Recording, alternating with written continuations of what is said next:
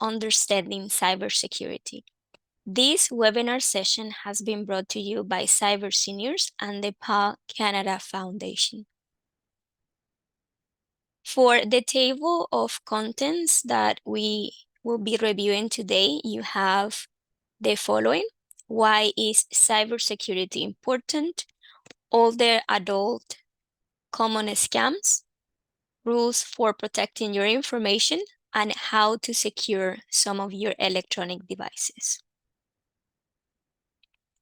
If you wonder why is cybersecurity important, the answer is no one is immune. Proper education, such as the one we are intending to provide in this kind of webinars, is one of the most proactive approaches to fight and solve this increasing issue. Cyber attacks and cybersecurity.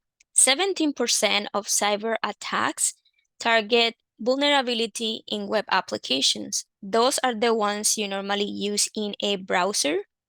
Statistics from January 2024 report that 53% of users hadn't changed their password within the last year, which is not a good practice in itself.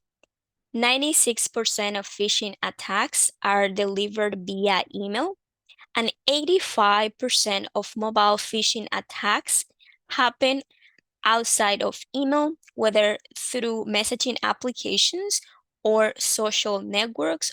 Imposters scams are the most commonly reported type of scam, with 725,000 in total. Gift cards have become the payment method of choice for scammers. These payment types, particularly the use of gift cards, have shown a steady increase since 2020. While credit cards payments and gift cards were the most commonly reported payment type in fraud, bank transfers resulted in more significant losses for those who were affected. The latest statistics indicate that over 70% of cyber attacks target Microsoft Office between November 2021 and October 2022, with browser and Android attacks also being very prevalent. What is the number one cybersecurity threat today? The answer is ransomware. And if you don't know what is ransomware, is ransom malware, a type of malware that prevents users from accessing their system or even their personal files. The attacker pretty much demands a ransom kind of payment to their victim so they can regain supposedly access to their information. And what will cybersecurity look in 5 years? Cybersecurity is expected to be more intertwined with artificial intelligence and machine learning. Why are older adults prone to be victims of cyber threats? By virtue of their age, scammers often target older adults because they are newer to tech and might not be as familiar with common scam types. Older adults, especially those with memory issues, tend to be more trusting and less skeptical. Family fraud is prevalent among this age group, being 90% of elder abuse cases committed by someone the older adult knew. By 2020, it was reported that older adults lost more than $3 billion to financial scams. Senior citizens are less likely to report, which is not a good practice because what happens when you report is that there is a record. Credit card fraud is the most common identity theft type for ages 60 and over. Older adults are 6 times more likely to report losing money on a tech support scam. Those are the ones where a person poses as a technician and start gaining access to your computer by the mean of helping you with a problem that did not exist in the first place. Seniors over 60 lost 564 million due to fraud initiated via social media, websites, online ads, and even pop-ups, those little windows that tend to show up unexpectedly on the internet. For those aged 60 and over, romance scams rose about 13% between 2021 and 2022. Older adults scams are fraudulent schemes that target older populations via the internet. And this is not a reason for you to stop using the internet. This is a motivation for you to start using the internet, taking more safety precautions. Essentially, the scams, when they are designed to target older adults, take many forms, but they all share the goal of tricking the victim into giving away money. Here are the common types of online scams. Phishing scams involve fraudulent emails or websites that appear to be from a legitimate source, such as a bank or financial institution. The aim is to trick the victim into disclosing personal information as well as financial details, such as credit card numbers or even your login credentials to accounts that could be very sensitive. Fake online stores are set up to sell non-existent or very low quality products. In addition, scammers may use false advertising and fake customer testimonials. Investment scams. They convince victims to invest money in a fraudulent kind of business. The scammers promise, like for instance, high returns with little or no risk, which is very unlikely in the real world. They may also use false testimonials from fake customers to give a sense of credibility. Continuing with the type of online scams, you have lottery scams. They target victims with emails or letters claiming they have won a lottery, even though you never participate in one in the first place. The scammers may request personal information from the victim, such as their bank account number, to collect the prize or the supposed winnings. Charity scams. Essentially, they involve fake charities that summon donations and they don't exist or are registered anywhere. How to identify scams? Email is an enormously popular scamming approach, but scammers frequently use text messages and phone calls. Think about it. When was the last time you received a phone call or a text message from someone you did not have in your address book? Was that person a scammer or a telemarketer, perhaps? Simultaneously, social media such as Facebook, Twitter, Instagram, among others, can be particularly attractive to scammers because their targets volunteer a lot of personal information in their publications and profiles. A scammer might know your bank or perhaps that you are on a vacation or even the names of your friends and family, and they can use that information to craft a more convincing approach when reaching out.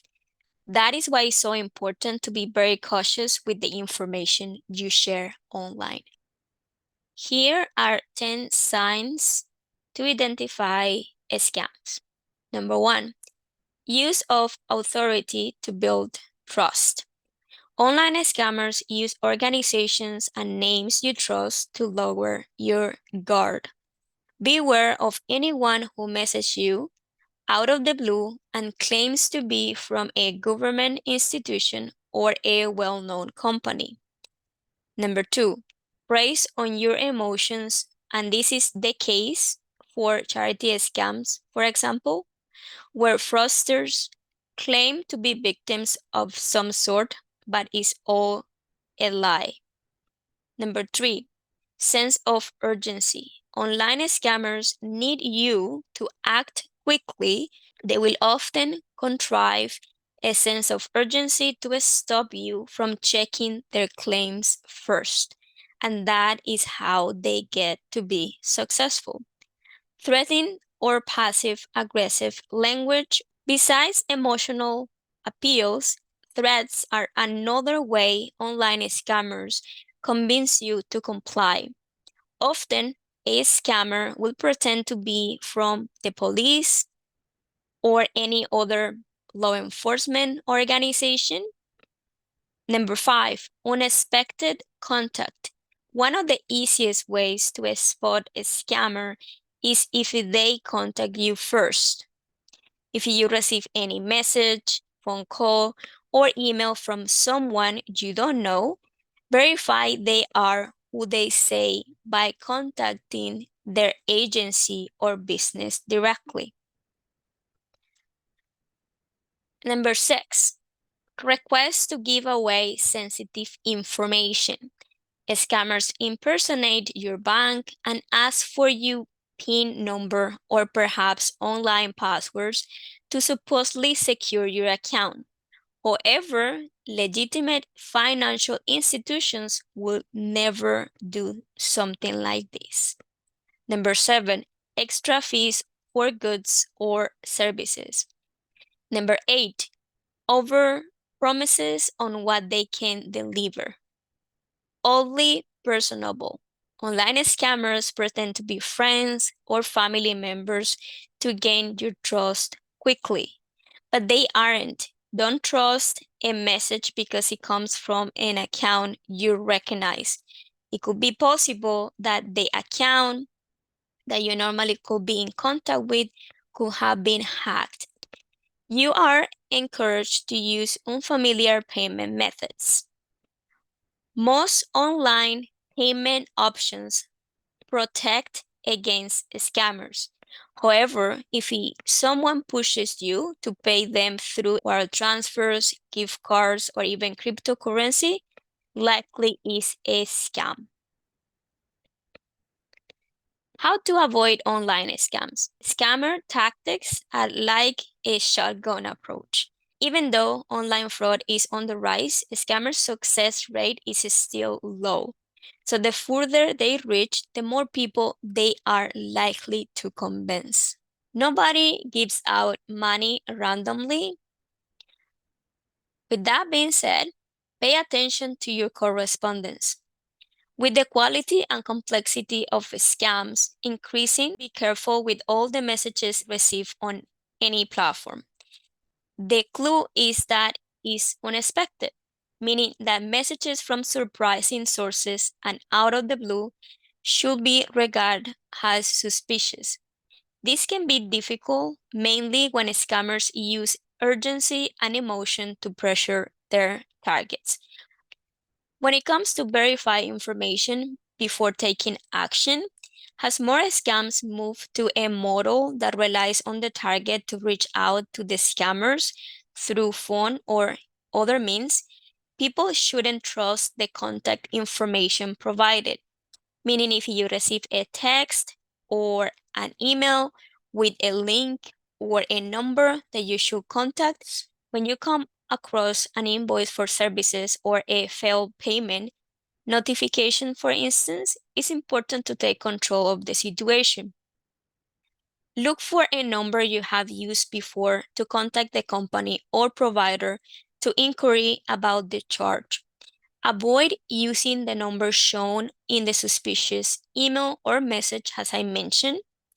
This is particularly crucial when you receive urgent messages claiming to be from the CRA, for example, government agencies, or law enforcement. Remember, it's not wrong to be suspicious and question things. And please keep it to yourself. And this is kind of obvious, but do not give out money or personal information to strangers online. Be wary even if you know the person. Stay on top of your electronic devices updates. While consumer technology has opened us to many new attacks, technology can also protect us. Therefore, ensure your devices are updated with the latest security features because this is another layer of security that you can have. Keep your guard up. Scammers will use every platform they can reach, be it email, text message, phone, chat apps, dating sites, and so on. Keep your guard up even when scrolling through YouTube videos or perhaps read a website's cookie policy. These are steps that could look a little bit insignificant, but in the long run allow you to prevent attacks online. Ask for help. Don't try to tackle cyber threats alone. Speak to your family or friends. Tell them what's happened. Rules for protecting your information. And here we have one of the most important things when it comes to cybersecurity. When creating a password, never use personal information. A strong password should not include references to personal details such as names, birthdays, addresses, or phone numbers. Include a combination of letters, numbers, and symbols. By incorporating a variety of random characters, numbers, and letters, you can significantly enhance the complexity of your password. This allows you to take control of your online security. Safe passwords should be at least 12 characters long to lessen the chances of falling victim to a data breach or cyber attack. Do not reuse your passwords. And I'm sure, because I include myself here, that at some point we all have been on this position.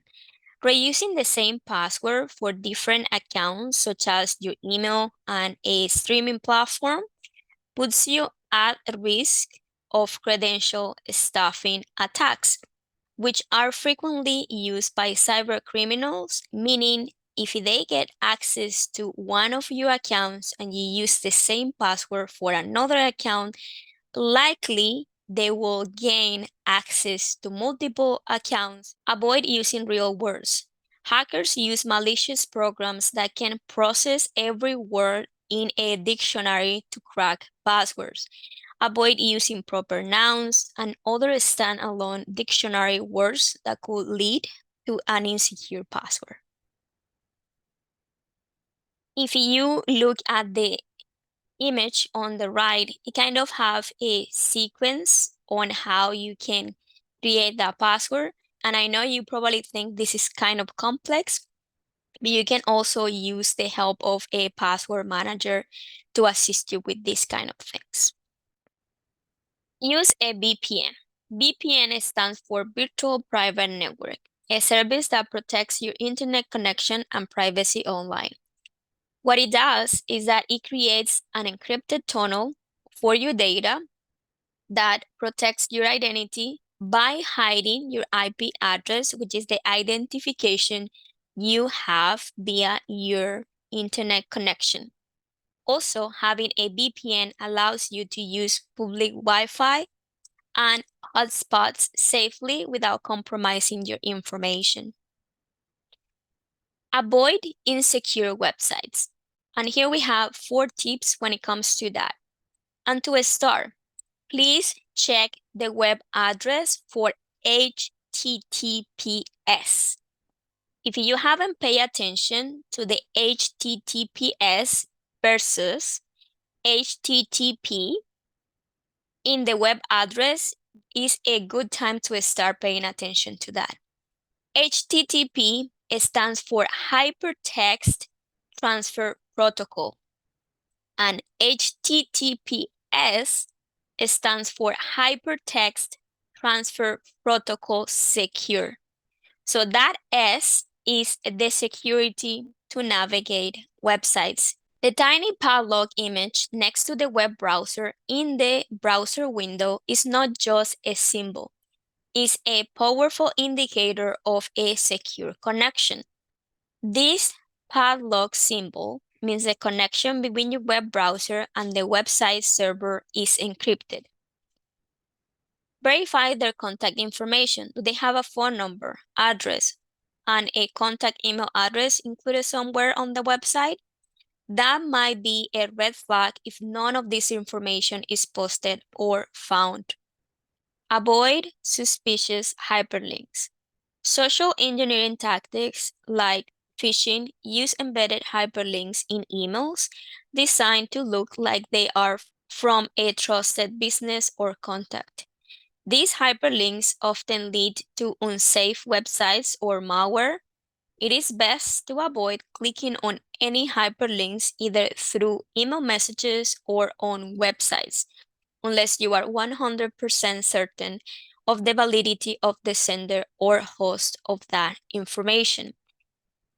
This one is very important when it comes to social media and applications of that type. Adjust your privacy settings to control who can view your profile and post. This is good because when you have a public account, pretty much anyone on the internet that also use the same application or browse the social media platform can see what you have on the application. What you share online becomes part of your online footprint. You should never share your routine or places you visit frequently on any specific occasion. Be aware of phishing. Phishing is an attack in which a scammer tricks you into clicking a malicious link, downloading malware, or sharing sensitive information. Warning signs of phishing include generic messages, spoofed links, meaning they pretend to be from a source that is not the actual source, and personal information requests. If you take a close look to the screen, the first thing you should pay attention to is similar addresses. Scammers often create websites and email addresses that use a slight variation of the actual address. If you look closely at this address, you will notice that it's actually from Bank of American instead of America. It's bankofamerican.com instead of bankofamerica.com. So that is a very tricky one, but you just have to be very careful at noticing those things. Second one here, urgent subject line. Fraudulent emails often use subject lines that look important and show concern for your safety or any sort of safety. Who wouldn't be concerned about an alert on a bank account? Subject, fraud alert, action required. So you see there is a sense of urgency. The third one, logo fraud. It is easy to make a copy of any logo considering that in the internet you can almost find all the images for different companies, organizations, and institutions. Just because it has the logo, it doesn't mean it's from the actual business. That is something you should pay attention to. Continuing with this misleading link, we recommend not following links from this type of email. Instead, please hover your mouse over it to see where it could take you. If I were to hover right here, when I stand by with a mouse, it will show me a preview on how that website looks like. In devices such as tablets, you can also tap and hold onto the link, and normally you will have like a window showing up how the link will look like after. So these are things you can do before you are taken to the actual website. And the sense of urgency. If you don't take these steps in order to protect you, we will put a hold on your account and you will be required to visit your local branch to verify your identity. Phishing scams often suggest that failure to respond immediately will result in negative consequences, like a freeze on your bank account, for example. which is not the case, and you can also call your branch and ensure this is the case. Lastly, securing your devices, phones and tablets. The first one in the list is keep your phone and tablet up to date. Always update your device when prompted or turn on automatic updates if available so they can run on your device if you don't want to always be attentive to this. Mobile operating systems updates can include anything from a completely new version of a software or a fix to a strength security. Also removing bugs or improve the functionality of your electronic device. Bluetooth technology is a convenient way to link nearby devices like wireless headphones, printers, and keyboards to your mobile device or even your computer. Since your devices can carry sensitive data, you will want to be extra careful when pairing anything through Bluetooth. Think before you text.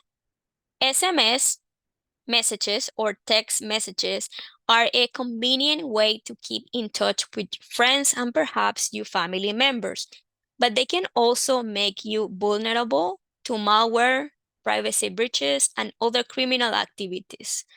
Take a few precautions when texting. Do not use text messages to send personal or sensitive information like your bank credentials. Never open attachments from unknown or untrusted sources. Never click the links or call phone numbers in suspicious messages, even if they say they are from your bank or internet service provider. Watch out for untrustworthy applications. Avoid downloading apps developed by companies that provide little to no information about their organization. A reputable company should provide contact details, a website address, or email information. Only download apps from trusted sources like the App Store or Google Play Store. Empower yourself by understanding the permissions an app is requesting before installing the app. And you can find this commonly in the description of the app before you hit the Get or Install button. When possible, only enable the permissions you are comfortable with. This way, you can take control of your online security and ensure that your personal information is not being accessed without your consent. Connect carefully. Public and unsecure private Wi-Fi networks can be a perfect opportunity for hackers to access your mobile device. If you have to use public Wi-Fi, never use it to bank or to access sensitive information. Lock your devices. Losing your phone, for example, can result in identity theft or even a financial disaster. Using a lock screen password and enabling biometric security features like a fingerprint scan, if available, can prevent cybercriminals from accessing anything stored on your device if you lose it.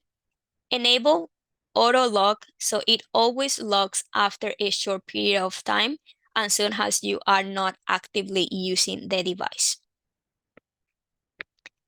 Laptops and computers. Install security software. One of the first things you should do with a new computer is install an antivirus, an anti-spyware protection. Likely your device have some sort of this system, but you can set up the software, for instance, to scan your computer at least once a week. Never skip an update. Similar with tablets and other mobile devices, you should take charge of your computer security by regularly updating your software and operating systems. Watch what you download. When downloading files off the internet, use caution and ensure you get them from a trusted source. Use a passphrase or complex password. Even if you are the only one who uses your device, give your computer or laptop a complex login password and lock it whenever you are not around. Never write down your password and store it near your computer. For extra security, you can also lock any documents or files you don't want others to see. You can learn how to do this by checking the Help menu in your operating system or the application you use to save your files. If you are overwhelmed with too many usernames and passwords, consider using a password manager. Give your browser a boost. Your computer likely came with a pre-installed browser, but its default settings might not be as secure as you would like. Browser tips. Customize your security settings. Browser options are set to balance security and functionality. Higher security means less functionality and the other way around. Use, for example, the drop-down menu on your browser, usually located at the top right corner in the little dots, to choose settings that are as secure as possible without affecting your user experience. Keep your browser updated. Similar to operating systems and applications, your browser also has updates, but you can make sure that when you go there and before you look for anything online, it is actually updated. Clear your cache and browsing history when you are finished browsing so that you don't leave a record on your computer or any login IDs, passwords, banking information, or other sensitive data. And please log out of your accounts when you are done. We have included here a cybersecurity resource that you can take a look at when it comes to protecting your devices.